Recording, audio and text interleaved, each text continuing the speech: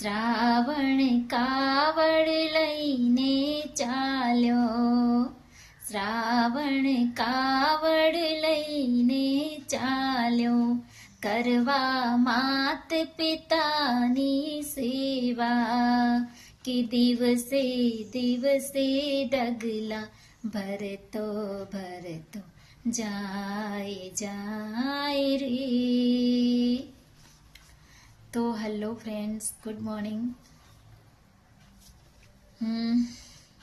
વાત છે શ્રાવણ અને એમના મહાન એવા માત પિતાની. આ દુનિયામાં હર એક વ્યક્તિ શ્રાવણ નથી બની શકતા અને હર એક વ્યક્તિ શ્રાવણના મમ્મી પપ્પા જેવા મમ્મી પપ્પા નથી બની શકતા. કહેવાનો મતલબ એ જ છે કે દરેક મા બાપને એવો દીકરો નસીબમાં નથી હોતો કે જે શ્રાવણની જેમ યાત્રા કરાવવા માટે પોતાના ખભે કાવડ લઈને ડગલા ભરતો ભરતો જાય. બરાબર ને?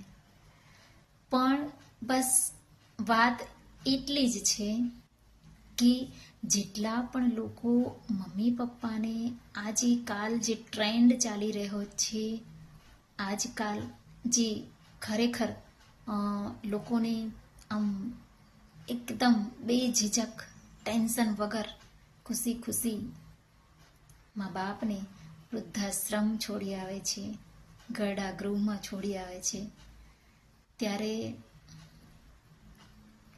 એ સમયના શ્રાવણને આજે શું થતું હશે? એ સમયના શ્રાવણનું માથું શરમથી ઝૂકી જતું હશે નીચે. ક્યાંક તો એ આત્મા હશે ને, ક્યાંક તો એ પવિત્ર આત્મા હશે ને, કે જેને ખબર હશે અત્યારનો સમય ક્યાં પહોંચી ગયો છે. જે મા બાપને શ્રવણ પોતે ખભા પર લઈને યાત્રા કરાવવા માટે નીકળ્યો હતો કાવડ લઈને, એ જ એવા જ મા બાપોને પોતાના છોકરાઓ વૃદ્ધાશ્રમ છોડવા જાય છે ખુશી ખુશી, કે અમારી પાસે ટાઈમ નથી, અમે ન કરી શકીએ, મા બાપને કામ નથી, અમારે બહુ કામ છે, એમની સેવા કરવાનો સમય નથી, વગેરે વગેરે. તો ખરેખર એ સમયના શ્રવણનો આત્મા અત્યારે શરમથી એનું જે માથું છે ઝૂકતું હશે 100%. તો ફ્રેન્ડ્સ, એટલું જ કહેવાનું છે કે બને ત્યાં સુધી ભલે એવા પણ લોકો છે, સારા સારા છોકરાઓ છે શ્રવણ જેવા દુનિયામાં છે, નથી એવું નથી. એ લોકો મમ્મી પપ્પા માટે બધું જ કરે છે. પોતાના પહેલા પ્રાયોરિટી મા બાપને આપતા હોય છે, એમનું વિચારવા વાળા છે. પોતે ભૂખ્યા રહીએ, પોતે સારું ખાવાનું ન મળે તો ચાલશે, મમ્મી પપ્પાને ખવડાવવા વાળા પણ છે. પણ ક્યાંક ગણ્યા ગાંઠ્યા લોકો હજી છે કે જે મમ્મી પપ્પાને બોજ માની અને એમને સમય નથી મળતો, મમ્મી પપ્પાની સેવા નથી કરી શકતા અમે, એવું બેઝિઝક બોલવાવાળા, બેશરમ થઈને કહેવાવાળા લોકો પણ છે. તો એમને એટલે જ વિનંતી કે પ્લીઝ, મમ્મી પપ્પાએ એક એક પાય કરીને ઘર બનાવ્યું, ઘર સજાવ્યું, રાઈટ? એ ઘરમાં એમને રહેવાનો હક કેમ નહીં?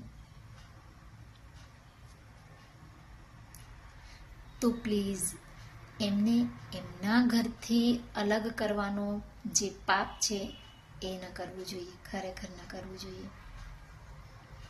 ઇન્સાનિયત તો પછી આવે, મમ્મી પપ્પા તો ભગવાન જ છે. તો એમના માટે આપણે આદર સત્કાર રાખીએ, એમની ઈચ્છાઓ પૂરી કરીએ અને ગમે તે થાય પણ વૃદ્ધાશ્રમ તો ન જ જઈએ લઈને. માય ગોડ, એ આત્મા પર શું વીતતી હશે કે જ્યારે આપણે તમે લઈને જતા હશો વૃદ્ધાશ્રમ છોડવા, તો એ આત્મા આખી જિંદગી જીવી છે, એમણે હરેક પડાવ ઉતાર ચઢાવ જોયા છે, તમને મોટા કર્યા છે, કેવી રીતે એમના બહુ સપના છે.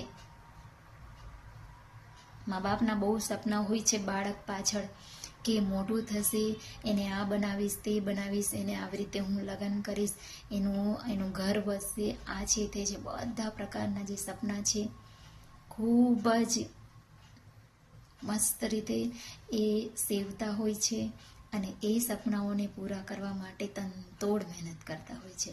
અને ત્યારે જઈને આપણે એ પોઝિશન પર પહોંચીએ છીએ. અને પછી આપણે એ પોઝિશન પર પહોંચ્યા પછી જો એમનો તિરસ્કાર કરીએ કે તમે ઘરડા ગૃહમાં જાઓ, વૃદ્ધાશ્રમમાં જાઓ, ત્યાં તમને કંપની મળશે, અમારી પાસે ટાઈમ નથી, તો એમને રડતા નહીં આવડતું હશે. ભલે તમારી સામે નહીં રડી શકે, રાઈટ, ભલે તમને કહેતા પણ હશે કે ભાઈ વાંધો નથી, અમે ઘરડા ગૃહમાં, અમને ત્યાં સારું લાગશે, અમે ત્યાં જઈએ છીએ, અમને ત્યાં છોડી દો, એવું કહેતા પણ હશે, પણ એનો આત્મા જે છે એ રડતો હોય, અંદરથી રડતો હોય, રાઈટ. તો એ સમજવું જોઈએ. આપણે પણ એ પડાવે પહોંચવાનું છે, સમય આવે આપણો પણ. તો ખરેખર એ સમયને, એ સ્થિતિને, એ વિચારોને આપણે સુધારીએ, ઘરમાં મસ્ત વાતાવરણ રાખીએ અને બને ત્યાં સુધી એમને એમના ઘરમાંથી તો બહાર નહીં જ જવા દઈએ, રાઈટ. રાધે રાધે, જય શ્રી કૃષ્ણ.